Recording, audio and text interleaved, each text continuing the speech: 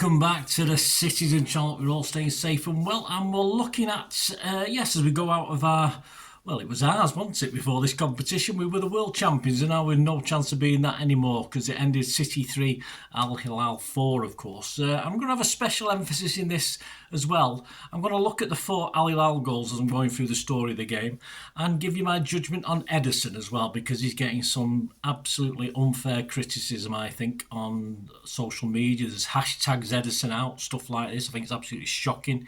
It's tantamount, as someone said on X, on the sort of at the game stick people like Ed Gill got back in the day. This is the equivalent. This is awful. This isn't what City fans should be up to. I have criticism of every player. I have criticism of Pep. I thought Pep's tactics for this one were awful. But, we shouldn't actually go after a player. It's absolutely shocking. So what I'll do, a little bit, because I'm in the Keepers Union. If you don't know, I used to be a little bit of a keeper. I wasn't fantastic, but I did a decent job, and I know a little bit about stuff as far as goalkeeping is concerned, because I used to play midfield as well. So I've got both hats, if you like. I knew how to sort of put a pass out, and I knew how to goalkeep as well. I could do probably as good as both, actually, or as bad as both, depending which way you look at it. Anyway, we'll look at it as this game. We'll have a look, as we're doing the story of the game, we'll look at Ederson as well. So this is, of course, a round of 16 as far as we got, and probably the minimum requirement, really. So we didn't really get past our minimum standard, did we, for this one? It was at the Camping World Stadium, Orlando, 42,311, so a little bit down on the Juventus game, but of course Juventus would have brought more fans. Still plenty of City fans knocking about, and a sprinkling of Al-Hilal fans, of course. The headlines I used for this, well, I had Inzaghi's and Cancelo's revenge, and also Blue Waves sink City, of course, Blue Waves being the nickname of Al-Hilal. So there you go, I thought that was appropriate. City 11, Ederson, Nunes, Diaz, Gvardiol, at Nouri, Gundo, Reinders, Bernardo, Savic, Doku, Haaland. On the bench, Bettinelli, Ortega, Stones, Aki, Marmoush, Nico, Rodri, Rice, Akanji, Cherki, Kusanov, Foden, Bob and O'Reilly. Interesting, no Ortega. That sort of says a lot, doesn't it? I thought he'd start this game, in fairness. On reflection, it might have been a better idea to start Ortega. If you're going to play such a high line and leave your goalkeeper exposed, you perhaps need more a shot stopper than a guy who can pass properly. So probably an error from Pep, but of course Ortega could well be on his way out, and that's why probably Pep's not playing him. I'm not too sure. And of course the sticks Ederson's getting, I wouldn't be surprised if he quits as well, or certainly downs tools, because I would if I was seeing all this crap on social media. But anyway, Rodder's a bit of a rest. Gundo in, I wouldn't have gone for that. We've got Nico, we've got Cherki, Gonzalez. I mean, I'm very surprised. I wouldn't have thought against a. It's going to be a tough game. This, I think Pep took these not serious enough. This Saudi Arabian outfit, and I thought putting Gundo in was a bad decision. I would have either put Nico or Cherki from the start. Presumably Gonzalez, Pep's not happy with Gonzalez, otherwise he'd be playing in the same way in defence. Kusanov's not been playing.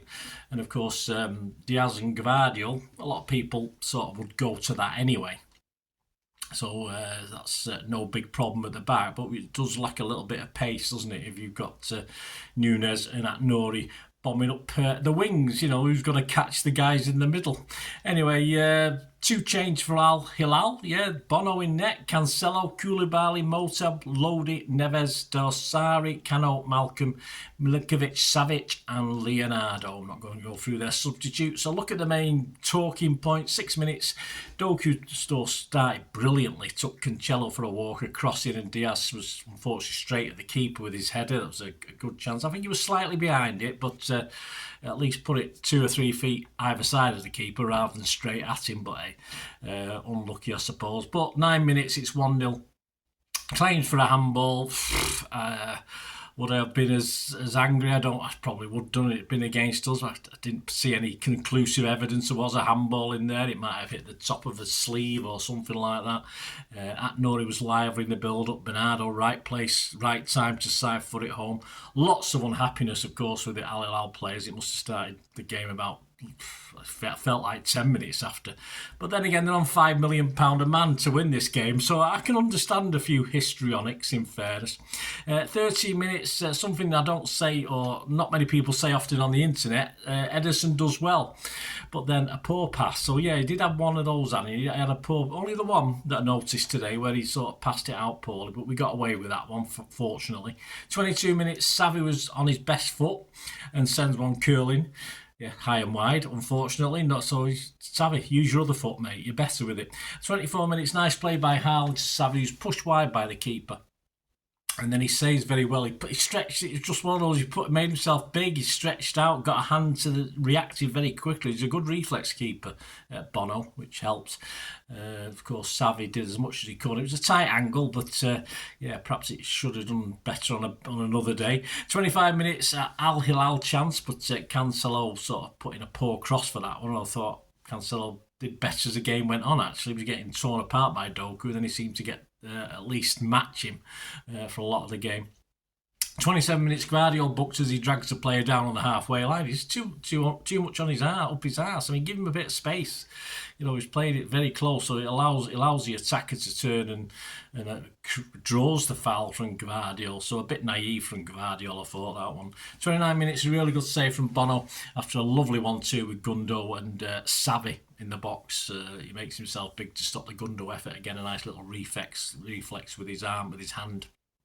30 minutes from the corner, Guardiola heads with Haaland waiting behind him. The keeper tips over. Lovely height for the keeper. Not a great save, just expect him to do that. They had the drinks break, 37 minutes. Nice Savvy Doku link up, but Doku's effort again lacks power as he tries to readjust his body to put that one on target, and again didn't worry the keeper too much. 39 minutes, a yellow for Nunes, yes, for what was a good tackle for me. I don't know where the referee was a bit inconsistent, shall we say, to be kind. Yeah, so Nunes yellow carded for sod all. 43 minutes, Leonardo heads well over, but there's a bit of a warning for City. They had one or two little things like that where we thought, well, just keep, 1-0, it's not enough, is it? A lovely close control on 44 minutes and a turn by Bernardo in the box. Brilliant stuff by Bernardo, great control, but then his shot was straight at the keeper again, so maybe a pass to someone else might have been a better option there. 45 minutes, yeah, and just a little warning for us, a Malcolm effort from the Saudi team is sort of deflected over. Nothing comes from the corner. We get 5 minutes injury time. My little thoughts at half-time watching at home. Lack of finishing, good keeping have kept this at just one. Al-Hilal looked dangerous on occasion, so we'll have to work hard this half. This I've not gone back and altered this. This is what I was thinking. A second for City will help, but we should be pissing this already. Will it come back to bite us? It certainly did. Anyway, into the second half, a shocking start from City, and this is where we look at Mr. Ederson's contribution for this one. It's 1-1. We're weak in midfield. It starts in midfield around Gundogan and I think, can't remember, is it Atnori? Anyway, but it starts sort of on our left-hand side, and the player's allowed to get away, and it's just basic carnage. A low Cancelo cross.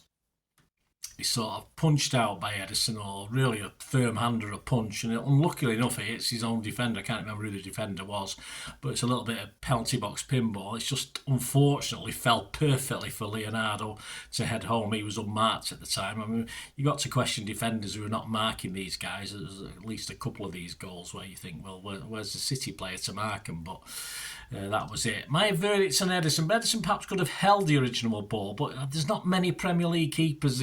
That ball was putting at pace. There's not many Premier League keepers or elite keepers are going to hold that. Now, Ederson's very good at holding the ball. Ederson's very good at collecting the ball. That's one of his skills. Now, so on another day, he perhaps could have done, but I'm not going to slag him off for thumping it out or getting it out.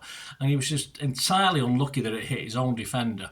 So an element of bad luck. As a keeper, as a player, sometimes you need a bit of luck. And Ederson didn't have any luck whatsoever with that one. It hit the back of his own player, scooped up, and he had no chance once the ball was sort of in the air and headed into the goal. So I can't blame Ederson at all for that goal. I think he 95% as good as you could do as a keeper within the limits of what a keeper can do.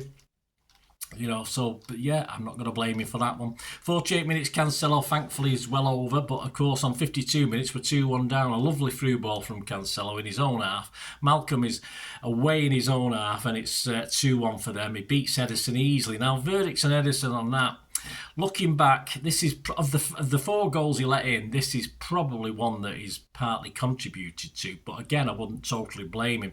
He just has to stand up longer. I noticed with the last game or the game before where he seems to be quick to want to go to ground quickly. Now, when you've got a player running at you and he's had 40, 50 yards to think about it, you've got to stay on your feet as long as you can. You've got to face him. You've got to be moving. You've got to be, you've got to be. Edison's a confident keeper, but he doesn't show it on the outside. He's too static. He needs to be a bit more buoyant to put the forward off. Now that forward, he wants to be worrying that forward. Even before the forward's going to shoot, 10 or 20 yards before he gets to him, he wants to be in that forward's eyes that he's doing things. Now Edison's is far too static. Now that's him. It's not a problem that he's developed. That's always been his style. And as he gets to him, of course, the striker has to make a good finish. Now, the only problem with Edison, he sort of started to go down slightly to one side before the striker had hit the ball. He should have stayed 2 feet planted, ready poised, and rely on his reflexes to try and save it if the striker tries to put it to his left or right or over him or whatever way he does it. But so I will blame Edison partly for that. I'd say probably 50%. But when you got a one-on-one like that, you've got to ask questions about your defence. The high line we're playing. If you've got a keeper like Edison, who's perhaps not as good on one-on-ones as someone like Ortega, should we be playing these high lines anyway? It's not the first time, is it, over the last few months that we've been caught out like this. So very, very sad for him to be exposed. He might have done a little bit better, as I said, but again, you can't totally blame. Can't say, yes, that was his fault. I'm just not having that. Anyway, we're 2-1 down. 53 minutes, Rodri, Ake and Akanji all come on with Gundo, Gvardiol and Nunes coming off. It's 2-2 thankfully after 55. Haaland is quickest to react. I think he'd got the first touch to it as well, hadn't he? Bernardo corner. And it landed in the 6-yard box, and that's his job. That's where he should be scoring those goals after that initial bit of pinball and a bit of a scrum in the box. So it's 2-2, 56 minutes, a penalty. Yes, Diaz slides in. Fortunately, the guy was just offside, probably a couple of millimetres. It was very close, wasn't it? But a bit naive from Diaz, who I thought had a good game apart from that, but he didn't count, so it didn't matter, did it? So it's not a cross against him for me, because it wasn't a penalty, because he was offside. 61 minutes, last minute, Akanji. Well, it's a lovely tackle on Dusari in the box, brilliant. I mean, if he'd mistimed that, it would have definitely been another penalty, but fantastic from Akanji, did really well there. 71 minutes was a drinks break. 75 minutes, Doku chance, but seemingly put off a little bit by Cancelo at the back. He sort of ends up, rather than heading it, he ends up getting his shoulder from and over the bar from about 3 yards out. So, so perhaps could have done better, but I think he was put off that one. 79 minutes, a Neves free kick, and there's no excuse for this. Connor gets literally on his own. And if he'd headed that if he got a good contact on it, that's a goal. But of course, he sort of glanced off his head and went wide. So, but certainly no fault of Edison's with that. It's a defensive error with that line from the free kick. 82 minutes, a Haaland challenge. It hits the roof of the net. Yes, Haaland. Yeah, I think he did all right. He was just unlucky that it looped up. 84 minutes, and a Kanji header, of course, loops onto the bar. Haaland's follow-up is overhead kicked off the line, isn't it? Now, I've had a quick look at that. I'm not too sure Haaland could have done much else. He put it back towards goal. That's as much as he could do. And Al-Jami, I think it was, sort of overhead scissor kicked it off the line. But, a little bit unlucky for Haaland. Perhaps he could have hit it a little bit harder, but he did what he had to do as a striker. It went towards the goal, was just a little bit unlucky. 85 minutes of Diaz, thunder blast, but easy for the keeper again to tip over because it's more or less straight at him. 87 minutes from a corner, the ball bounces off Haaland, but he can't quite get to it, got it before the keeper gets to it. So it's extra time. Pep berates the referee. I have no idea why. I've not read up why. If you know why, let me know, guys. Perhaps he wanted it to go straight to pens so he didn't have to suffer anymore, but hey, wasn't to be, was it? 94 minutes, it's 3-2. Absolutely no blame on Edison on this. It's not a ball Edison would come for. It's not a ball a lot of keepers would come for. It's about 6-7 yards out by the time, but it's a swerving out coming in. And as a keeper, you have to decide whether to come or not. Edison, Ortega, a lot of elite goalkeepers aren't coming for that. They're staying on the line. That's what he did.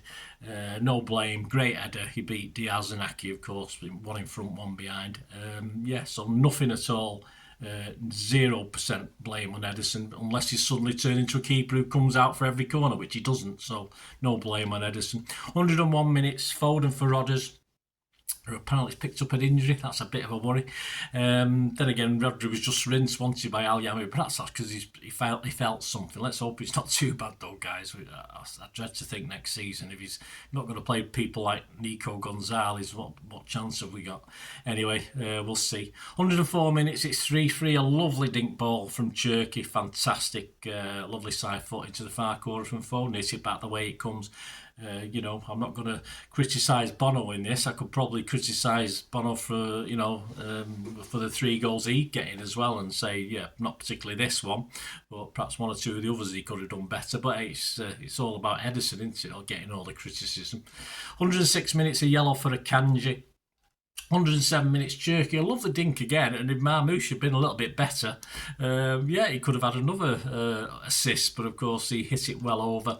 112 minutes, this is the last one for Edison, and again, I've watched this back, I've watched it at different angles. A fantastic downward header, a fantastic reflex save, and again, an element of bad luck for City. It's as simple as that, because that ball fell to their guy to score at the far post. Again, that guy was on his own. Where was the marker? There's no marker there. But you cannot, with that, it was a superb reflex save from Edison. Just unlucky. As you say, as a keeper, as a striker, sometimes you need a little bit of luck. Edison didn't get a lot of luck. And I said, the only goal I would definitely think he might have had a part to blame, but that's probably a coaching point of view. But is the one where it's a one-on-one. These coaches spend time with these keepers day in, day out, reflexes, doing various things. I mean, they know Edison's capabilities, and that is the only one I would say 100% he could have done better with. But I'm not saying he could have saved it, but he just probably could have done better. He could have made the striker think a bit more. I think that's what we're saying. But at that last one, anyone who looks at that last one and says Edison is to blame is an absolute moron. Absolutely not a cat in hell's chance a keeper of any quality. Bono would have probably done the same. Bono might have had the luck that he wouldn't have hit a player and rebounded onto someone's head, but that's the luck you get. Sometimes as a keeper you get it, sometimes you don't. No blame. 117. Anyway, that's the end of the game basically, isn't it? Aki blocks a Neves effort that could have made it 5. At Nori goes for glory, high and wide, no use there. So there you go, we had our chances. Al-Hilal approved this competition, their desire and ability to defend well. They've already done that in the games they've played. They take their chances, as I've said that in my preview. They take the chances when they come, they did that. The £5 million per player possibly didn't do any harm either, did it, for G'ing them up. Let's not pretend, though, this is a bit humiliating for City and Pep. After that Juve victory, we all looked good, but the same old-fashioned frailties emerged, and the Saudis took full advantage, as did most teams last season, of course, and possibly next season, unless Pep does something about this. He's got to change things. If he's changing things, if he's willing his strikers and defenders to zoom forward and lose balls, he's got to change that transition. He's got to change how we defend as well. It's and if it means, yes, Edison isn't the sort of keeper he needs now with his changing tactics. And yes, there are better shot stoppers about. There are better guys who would have stood up to that one-on-one and done a little bit better. I'm not particularly saying any of those shot stoppers would have done better with anything else, but they certainly would have done better with that one, perhaps. But yeah, it's up to Pep. Pep knows his players. It's not up to the fans to have a witch hunt against our players, whoever they are. It's absolutely shocking, and I'm very unhappy about it. That's my opinion. Everyone's entitled to an opinion. You can have a go. I have a go at my players. I have a go at Pep. But I would never do what these people are doing with the hashtags, etc. But anyway, the plan at the moment with Pep is to outscore the opposition, and that's no plan at all, is it? When we give up goals so easily and allow teams to get in behind us. And the defence from Edison upwards needs sorting out. But good luck with that one, Pep. But I'm sure that'll run and run. Don't forget, Edison's only got a season left. If he's only got a season left, is the desire there? It might be. He might want to try, but psychologically it might be affecting him. And that's the problem you've got. And I do think some other channel did say we need to bring another keeper in. I wouldn't be averse to that, to challenge Edison, because Edison's got 1 year left. If his mind's not at it, then we need someone whose mind is at it, and we need players that are hungry. And perhaps Edison has lost that hunger. But there's no way I'm going to jump on this hashtag and say, he's a disgrace, because he let 4 goals in, of which he might have done better with one of them. Might have done better, rather than definitely done better. So there you go. Anyway, we all lick our wounds while they all sod off on their holidays, don't they? While we have to sit and suffer. The stats: shots 30 for City, 14 on target, 17 for Al-Hilal, 6 on target. We have 69% possession, 827 passes to their 374 with 92% pass accuracy. We're getting some high ratings on that. It's not no good if we lose, though, is it? 83% for them. We had 17 fouls to their 7. 3 yellows to their 1. We were caught offside no times. They were caught offside twice. And we had 19 corners and 4 for them. And the corners, there's no great shakes about when we score. We're just putting it, into the areas where it can cause trouble for the first time, probably. So that's all there is to it. Yeah, superior player of the match. Sorry, man of the match. None for me. I didn't give anyone man of the match for this one. OneFootball.com gave it Doku, who scored him 8 out of 10.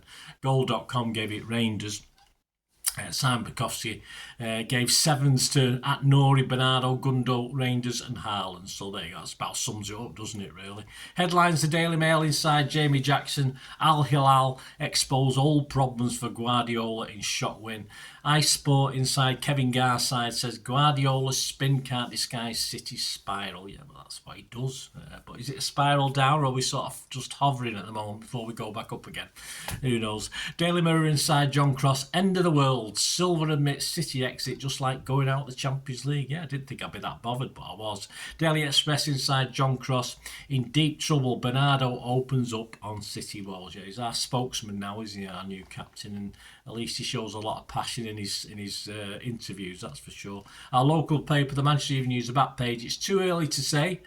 Pep on whether City can land big prizes next season. Well, it's too early to say. Of course it is. He's got another 2 or 3 weeks with them, hopefully, before the season starts, and perhaps another couple of players in and a few players out. And he can have his smaller squad like he always wants. Inside Simon Bukowski, City must now reset and banish any doubts after cup exit. Well, that goes without saying, doesn't it? There you go, guys.